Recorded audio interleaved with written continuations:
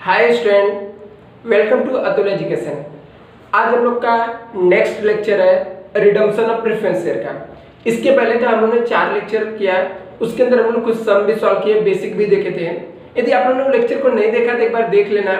आगे हम लोग उसको कंटिन्यू करते हुए ये हम लोग का 5th लेक्चर है, जिसके अंदर हम लोग वापस से प्रैक्टिकल सम सॉल्व करेंगे। तो जैसा हम लोग का रूल है, रूल के हिसाब से आपके पास मनन प्रकाशन की आयनापुरे की टेक्स्ट बुक रहना चाहिए और कैलकुलेटर ले लेना। अभी देखो हम लोग कौन सा सम सॉल्व करने वाले हैं। अभी उसको हम लोग को मैं लेता हूँ बुक को और सम को रीड मारता हूँ। आप लोग भी बुक में सम को देखो। देखिए आप लोग को जाकल ऑटो लिमिटेड करके एक सम दिया रहेगा। तो मेरे पास जो बुक है उसमें तो पेज नंबर 166 है, बट आप लोग के पास हो सकता है पेज नंबर अलग चेंज रहे, बट सम आपके पास पक्का रहेगा। वहां पे आपको TY BCom अक्टूबर 2010 में आया हुआ सम है यूनिवर्सिटी में, तो आप ऐसे भी खोल सकते हो सम को। देखते हैं सम के अंदर क्या लिखा हुआ है। क्या लिखा है? Following the balance sheet of the Jackal Auto Limited as on 31 March 2017। Means का जैकल लिमिटेड का एक बैलेंस शीट दिया हुआ है। वो बैलेंस शीट में क्या हम लोग को, जैसे कि बैलेंस शीट के अंदर आपको पता है कि असेट्स रहता है और क्या रहता है, लायबिलिटीज रहता है। तो सबसे पहले हम लोग पूरे बैलेंस शीट को क्यों रीड मारे, हम लोग इसके कुछ पार्ट्स को रीड मार लेते हैं जिसका हम लोग को यूज रहता है। वो कौन सा पार्ट्स है? जैसे लायबिलिटी साइड में हम लोग देख लेते हैं प्रेफरेंस शेयर के बारे में कि कितना प्रेफरेंस शेयर है, फुल्ली पेड अप है या पार्टली पेड अप है। तो देखते हैं क्या यहाँ पे दिया है। 3009% preference share of ₹100 each, ₹80 paid up. ये क्या दे दिया? 100 रुपए का शेयर है और पेड अप वैल्यू कितना दिया है? 80 रुपीज। मीन से कौन सा शेयर है बच्चों? पार्टली पेड अप है, शेयर फुल्ली पेड अप नहीं है। और अपना रूल क्या बोलता है? कंपनी सिर्फ फुल्ली पेड अप शेयर को ही रिडीम कर सकती है। तो आपको यहाँ पे पार्टली पेड अप शेयर दिया है, तो आपको आज के दिन में सब में 2 एंट्री एक्स्ट्रा बढ़ जाएगी कि हम लोग को सबसे पहले शेयर को फुल्ली पेड अप करना पड़ेगा, देन आगे हम लोग रिडम्पशन करेंगे। आगे और भी देख लेते क्या दिया है। और तो हम लोग को equity share, reserve, debenture, current liability और एसेट्स में फिक्स एसेट्स है, इन्वेस्टमेंट है, बैंक बैलेंस है, अदर करंट एसेट्स है। ये सब का हम लोग को कुछ भी यूज नहीं है, ये तो जस्ट आपको इन्फॉर्मेशन दिया रहता है। आगे सब में क्या लिखा है? On the above date 9% preference share were redeem at a premium of 5%। क्या दिया कि जो आपको 9% वाला प्रेफरेंस शेयर था, इसको आपको रिडीम करना है। कैसे रिडीम करना है बच्चा? 5% प्रीमियम में। नोट डाउन करना है इसको कि हम लोग को कैसे 5% प्रीमियम में रिडम्पशन करना है। आगे क्या लिखा है? Company made final call of 20 पर share. This share all the share holder paid of the call money. Company ने जो आउटस्टैंडिंग था, जो 20 रुपए बाकी था, कंपनी ने कॉल करके वो अमाउंट को क्या किया? मांग लिया। किससे? प्रेफरेंस शेयर होल्डर से। और क्या लिखा है कि प्रेफरेंस शेयर होल्डर सब बहुत अच्छे लोग थे, उन्होंने कुछ भी नहीं किया, पूरा अमाउंट पेमेंट कर दिया। जितने भी प्रेफरेंस शेयर होल्डर का बाकी था उन्होंने पेमेंट कर दिया, क्योंकि अच्छे लोग थे, उन्होंने कंपनी को क्या कर दिया? पूरा पेमेंट कर दिया। आगे क्या लिखा है? Company issue 20,000 equity share of ₹10 each eight a premium of 2 पर share for the cash consideration. The issue of the fully subscribe and paid up. Company ने क्या किया? 20,000 इक्विटी शेयर इशू किया। कंपनी ने क्या किया? 20,000 इक्विटी शेयर इशू किया। एक शेयर की प्राइस कितना था? 10 रुपीज था। और उसको कैसे इशू किया? 2 रुपीज प्रीमियम में इशू किया है, और वो भी कैश में इशू किया। पूरा का पूरा शेयर सब्सक्राइब हो गया, मतलब क्या? शेयर होल्डर ने बाय कर लिया। तो ये क्या है बच्चा? आपको फ्रेश इशू से रिलेटेड इंफॉर्मेशन दिया है। आगे क्या लिखा है? Part of the investment were sold for ₹1,32,000 at a profit of 10% on cost. क्या बोला है? याद कर रखना बच्चा, अंडरलाइन करना। उसने इन्वेस्टमेंट को सोल्ड कितने किया? 1,32,000 में eight a profit of 10% on cost price. किसके ऊपर? कॉस्ट प्राइस के ऊपर प्रॉफिट है 10%। किसके ऊपर है? 10% ऑन कॉस्ट प्राइस लिखा है। तो इसमें आप कंफ्यूज मत होना, कैसे कैलकुलेट करना, कैसे सॉल्व करना है, ये हम लोग देखेंगे। आगे देखो क्या लिखा है यहाँ पे बच्चा, नेक्स्ट लाइन में। Company redeem the preference share are as per the terms the preference share holder holding 100 share for the untraceable, hence the payment could not be made to him। Means क्या? Company ने preference share को redeem कर दिया 100 share holder ऐसे तो जो मिले ही नहीं, हो सकता है जहां पे रहते तो छोड़ के चले गए रहेंगे प्लेस, या हो सकता है उन्होंने अपना एड्रेस चेंज किया रहेगा, कंपनी को इन्फॉर्म नहीं किया रहेगा।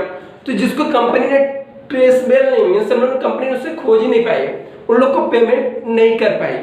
ये आपको लिखा हुआ है। आगे क्या लिखा है, you are required to pass necessary general entry in the books of Zakat auto limited to record the above transaction. बोलता है ऊपर का जो भी ट्रांजैक्शन दिया है इसको देखते हुए आपको क्या करना है, जनरल एंट्री पास करना है। तो आप लोग ने सम को एक बार देख लो अच्छे से क्या लिखा हुआ सम को, उसके बाद हम लोग सम को क्या करते हैं, सॉल्व करते हैं। गो।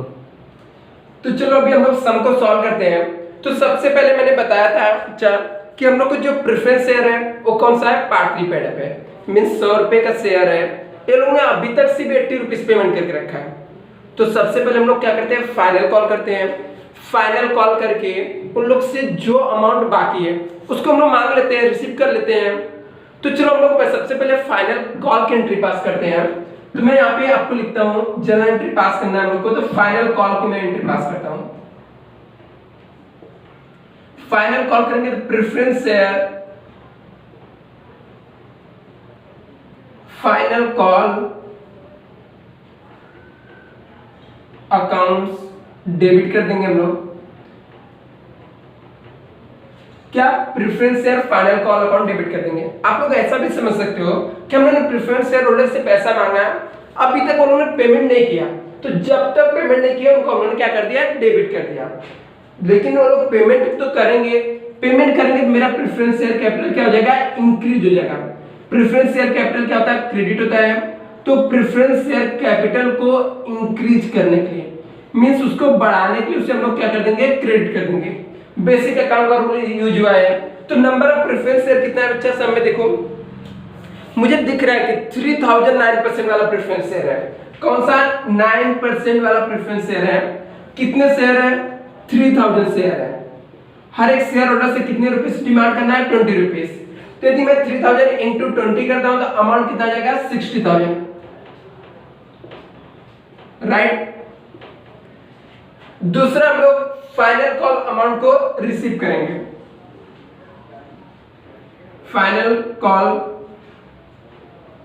का जो अमाउंट रहेगा उसे हम लोग रिसीव करेंगे, मींस हम लोग को मिलेगा। तो यदि हम लोग को रिसीव कर रहे हैं, फाइनल कॉल का अमाउंट रिसीव कर रहे हैं, तो हमारे पास कैश आएगा। तो कैश बैंक अकाउंट को डेबिट करने का, to preference share final call को पहले मैंने डेबिट किया था, अभी वो पेमेंट कर रहा है तो उसे हम लोग क्या कर देंगे, क्रेडिट कर देंगे। Preference share final call accounts को क्रेडिट कर देंगे। अमाउंट सेम आ जाएगा बच्चा, 60,000।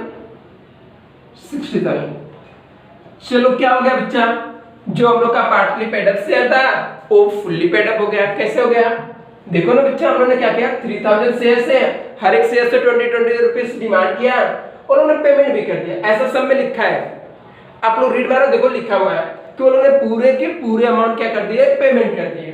तो बहुत अच्छी बात है, हम लोग को फुल्ली पेड अप हो गया। अब हम लोग वो एंट्री पास कर देते हैं जिसको, जो हम लोग को रिडम्पशन की 4 एंट्री आती है उसको छोड़ के ऐसी एंट्री जो इररिलेवेंट है। अब ये इररिलेवेंट एंट्री कौन सी है, तो मैंने बताया था बच्चा, जैसे इन्वेस्टमेंट सोल्ड हो गया और उन्होंने फ्रेश इशू किया, वो हो गया एंट्री। तो सबसे पहले ये सब पास कर देते हैं। तो हम लोग चलो इसमें सबसे पहले हम लोग कौन सा, फ्रेश इशू का दिया हुआ है, तो फ्रेश इशू की एंट्री हम लोग पास कर देते हैं। फ्रेश इशू मींस क्या होता है बच्चा,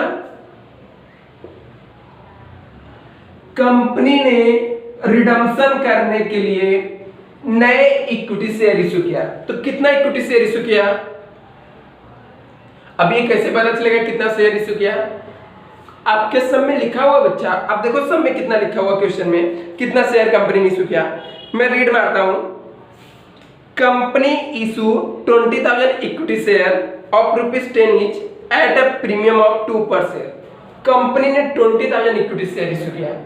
कंपनी इक्विटी शेयर इशू करेगी तो कंपनी के पास से क्या जाएगा, इक्विटी शेयर जाएगा, और कंपनी के पास क्या आएगा बच्चा, कैश आएगा।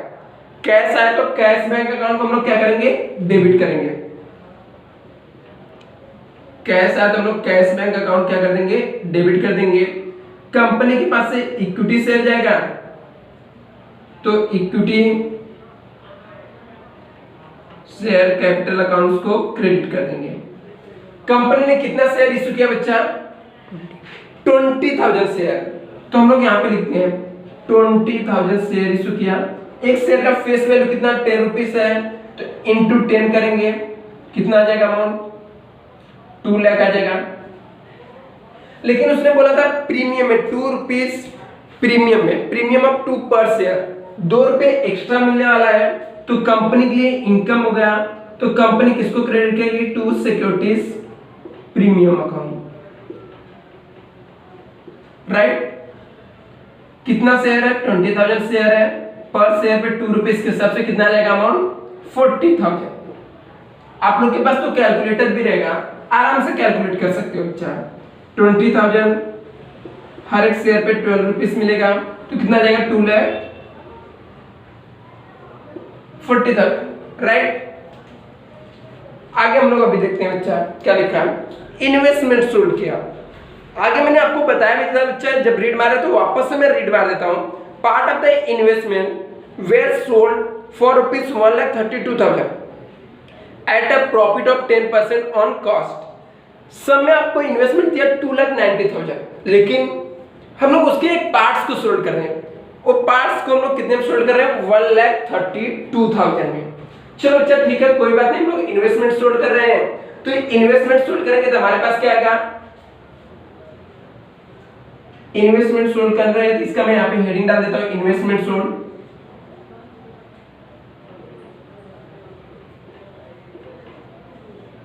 इन्वेस्टमेंट सोल्ड करेंगे तो हमारे पास क्या आएगा, कैश आएगा, तो कैश बैंक अकाउंट को डेबिट कर देंगे।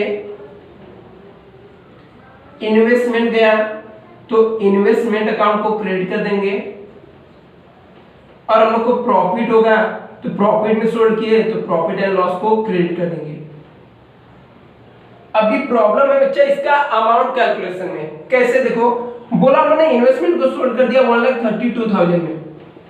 ये जो वैल्यू है 1,32,000 है, एक कॉस्ट प्राइस से 10% ज्यादा प्रॉफिट में हमने सोल्ड किया, तो सेलिंग प्राइस कितना रहेगा बच्चा, कैसे हम लोग कैलकुलेट करेंगे, देखते हैं हम लोग कैसे कैलकुलेट करेंगे। मैं यहाँ पे आपको दिखता हूँ, यदि आपको नीचे दिखाई नहीं दे रहा है मैं वापस से रिपीट मार देता हूँ, देखो हो सकता है आपको प्रॉब्लम आता रहे। हम लोगों ने इन्वेस्टमेंट सोल्व किया तो हमारे पास क्या आएगा, कैश आएगा, तो कैश बैंक अकाउंट डेबिट कर देंगे। हमारे पास से इन्वेस्टमेंट जाएगा तो इन्वेस्टमेंट को क्रेडिट कर देंगे, और इन्वेस्टमेंट को हम लोगों ने प्रॉफिट में बेचा तो हमारे लिए प्रॉफिट हो गया, तो प्रॉफिट एंड लॉस को हम लोग क्या कर देंगे, क्रेडिट कर देंगे। आपको अमाउंट कैसे कैलकुलेट करना है, फॉर एग्जांपल यहाँ पे देखो क्या बोला उसने, कॉस्ट में, तो हम लोग नॉर्मल यूज करते हैं, कॉस्ट में प्रॉफिट ऐड करते हैं तो हम लोग को क्या मिलता है, सेल्स मिलता है या सेलिंग प्राइस मिलता है। ऑन कॉस्ट उसने बोला, तो कॉस्ट को हम लोग 100 मानेंगे, प्रॉफिट कितना बोला 10%, तो सेलिंग प्राइस कितना रहेगा 110 रहेगा, तो 110 इक्वल टू कितना आपको दिया है 1,32,000। तो आपको क्या कैलकुलेट करना है, कॉस्ट प्राइस कैलकुलेट करना है, तो हम लोग x मानेंगे यहाँ पे और क्रॉस मल्टीप्लिकेशन करके कॉस्ट की वैल्यू निकाल लेते हैं। तो 1,32,000 इंटू 100 करो, डिवाइड बाय बच्चा कितना 110, ये 0 से 0 कैंसिल, इसमें इंटू करके डिवाइड बाय 11 कर दो, देखो कितना आता है।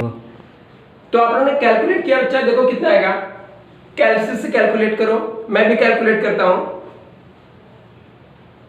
हाँ तो कितना आ रहा है बच्चा 1,20,000। एक क्या है आपका कॉस्ट आ गया, तो कॉस्ट के सामने हम लोग लिख देंगे 1,20,000।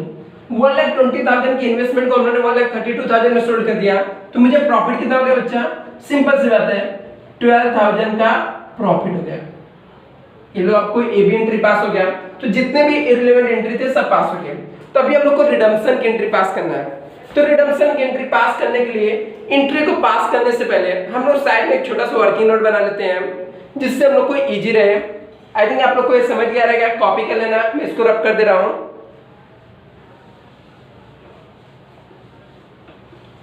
देखो अच्छा हम लोग वर्किंग नोट कैसे बनाते हैं, मैंने आपको पहले भी बताया था कि हम लोग को रिडम्पशन की एंट्री पास करने से पहले छोटा सा हम लोग वर्किंग नोट बनाते हैं। तो यहाँ पे हम लोग मैं वर्किंग नोट लिख रहा हूं, और इसको थोड़ा छोटा छोटा मैं इसलिए लिख रहा हूं कि अपने को स्पेस मिल जाए। तो हम लोग लिखेंगे amount of redemption equal to F5 means क्या होता है बच्चा, फ्रेश इश्यूज जो अमाउंट आया रहता है, प्लस हम लोग कहां से आता अमाउंट ले सकते हैं, डीपी में से। डीपी मींस क्या होता है बच्चा, डिविजिबल प्रॉफिट। मैंने बार बार आपको बताया वो डिविजिबल प्रॉफिट में क्या आता है, जैसे जनरल रिजर्व हो गया, रेवेन्यू रिजर्व हो गया, प्रॉफिट एंड लॉस हो गया, ये सब आइटम क्या होता है आपका डीपी होता है। ओके, तो हम लोग को डीपी में से हम लोग यूज कर सकते हैं इसको अमाउंट। और जो एक्स्ट्रा अमाउंट जाता है इसको हम लोग बोलते हैं POR, premium on redemption. Redemption करते समय जो एक्स्ट्रा अमाउंट, जैसे 100 रुपए का शेयर है, 10 रुपए मैंने एक्स्ट्रा दिया, 5 रुपए एक्स्ट्रा दिया, तो जो एक्स्ट्रा अमाउंट देते हैं उसे हम लोग क्या बोलते हैं, POR बोलते हैं।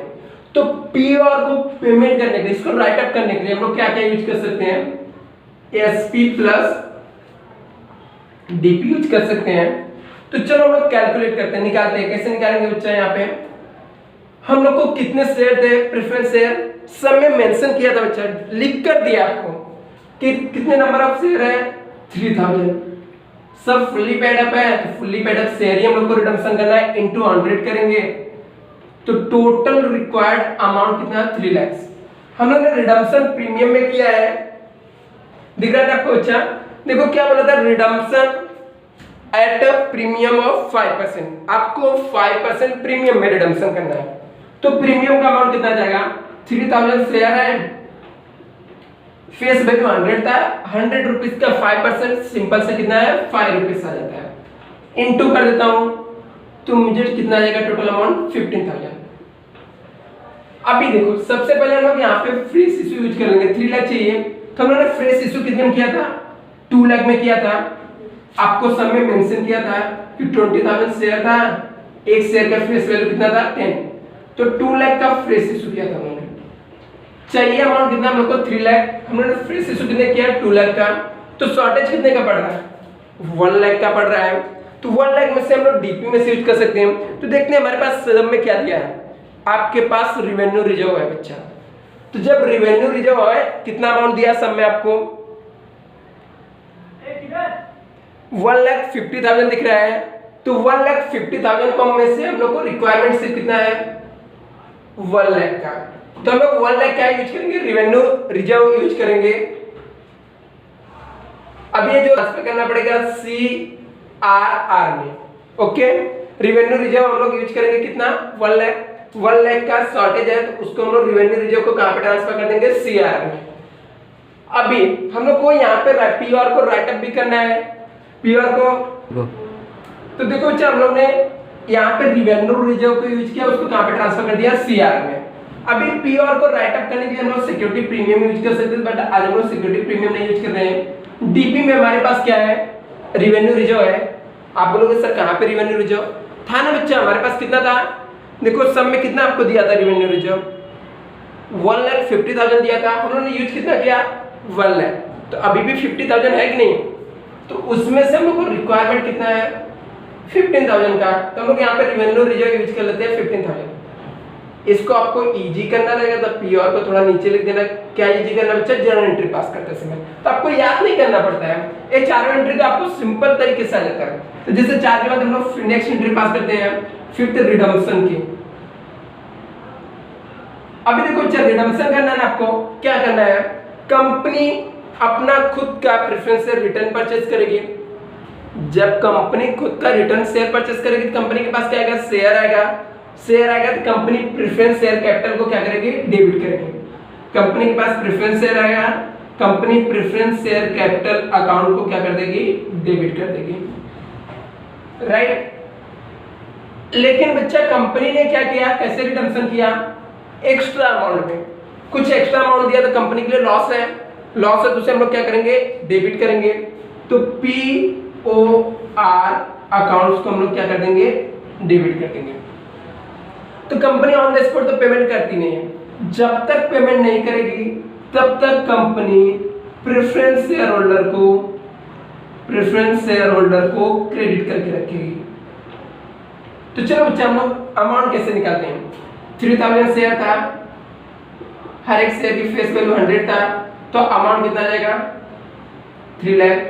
पी और कितना था 3000 शेयर था, 100 का 5% हम लोगों ने कैलकुलेट किया, 5 आ गया था, अमाउंट हो गया 15,000। टोटल प्रेफरेंस शेयर होल्डर को कितना पेमेंट करना पड़ जाएगा 3 लाख 15,000। समझा एंट्री आपको, एकदम सिंपल है। 6 देखो अच्छा, अभी हम लोग रिडम्पशन कर दिए, फ्रेश इश्यू को ऑलरेडी एंट्री पास कर दिया हमने। अभी जो भी डीपी में यूज किए रहेंगे उसको ट्रांसफर करना पड़ता है सीआरआर में। तो हमने क्या यूज किया था रिवेन्यू रिजर्व, क्या यूज किया था हमने रिवेन्यू रिजर्व यूज किया है। रिवेन्यू रिजर्व यूज किया तो हम लोग इसको ट्रांसफर करेंगे कहां पे, ट्रांसफर टू सीआरआर। ओके देखो मैंने एकदम सिंपल तरीके से कैसे हम लोग पास करते हैं एंट्री, जो ऊपर दिख रहा है उसे डेबिट करने का, जो नीचे दिख रहा है उसे क्रेडिट करने का। न एंट्री याद करने का टेंशन, न कुछ माइंड ज्यादा यूज करना है। ऊपर क्या दिख रहा है रिवेन्यू रिजर्व, तो हम लोग रिवेन्यू रिजर्व को डेबिट कर देंगे,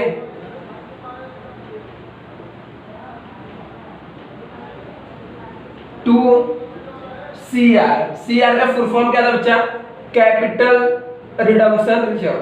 कितना अमाउंट हमने यूज किया था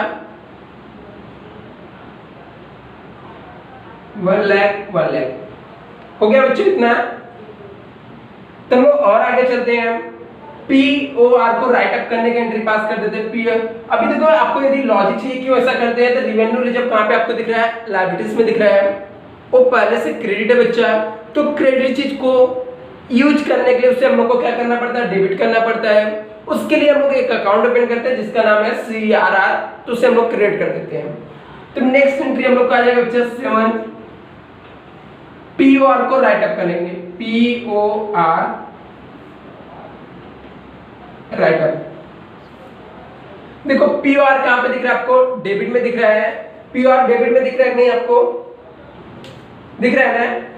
पीओआर को बच्चा राइट अप करने के लिए देखो ये कहां पे दिख रहा है, डेबिट में, इसे राइट अप करने के लिए हम लोग क्या कर देंगे, इसे पीओआर अकाउंट को क्रेडिट कर देंगे। थोड़ा नीचे बच्चा शायद से आपको दिखता नहीं रहेगा, तो देख लेना। पीओआर को हम लोग क्या कर देंगे, क्रेडिट कर देंगे। तो इसके जगह पे हम लोग डेबिट किसको करेंगे, हम लोग क्या यूज किया था बच्चा राइट अप करने के लिए, रिवेन्यू रिजर्व। तो हमने रिवेन्यू रिजर्व यूज किया था, तो रिवेन्यू रिजर्व अकाउंट्स को हम लोग क्या कर देंगे, डेबिट कर देंगे। किसको, रिवेन्यू रिजर्व अकाउंट को। कितना अमाउंट आएगा बच्चा, जितना था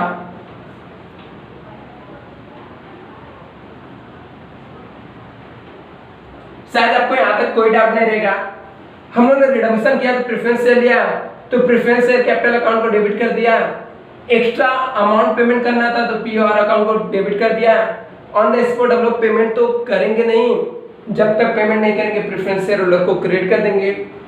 दूसरा रिवेन्यू रिजर्व को ट्रांसफर करना है सीआरआर में, तो ऊपर रिवेन्यू रिजर्व दिख रहा है तो उसे डेबिट कर दिया और सीआरआर को क्रेडिट कर दिया, पीओआर को राइट अप। एक लास्ट एंट्री बच्चा पेमेंट की,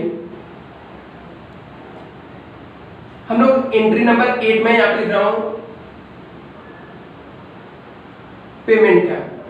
देखो जब तक प्रेफरेंस शेयर होल्डर को पेमेंट नहीं किए थे तो प्रेफरेंस शेयर होल्डर को हम लोगों ने क्रेडिट करके रखा था। अभी हम लोग पेमेंट कर रहे हैं तो preference share holder accounts debit करेंगे, टू कैश बैंक को क्रेडिट कर देंगे। कितना अमाउंट है बच्चा पेमेंट करना था, 3,15,000, 3,50,000। ये सब ओवर हो गया। लास्ट में पेमेंट किया हम लोगों ने, तो प्रेफरेंस शेयर होल्डर अकाउंट को डेबिट कर दिया, कैश बैंक को क्रेडिट। आप लोग सम को कॉपी कर लो।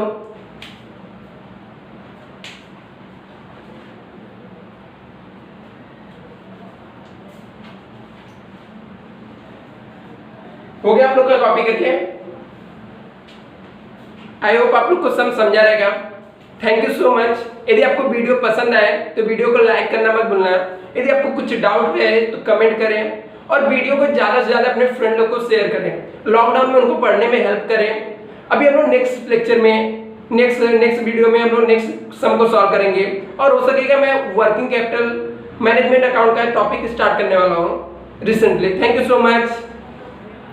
आप लोग वीडियो को लाइक करो, कमेंट करो, शेयर करो एंड मेरे चैनल को सब्सक्राइब करो। और thank you for the watching the video.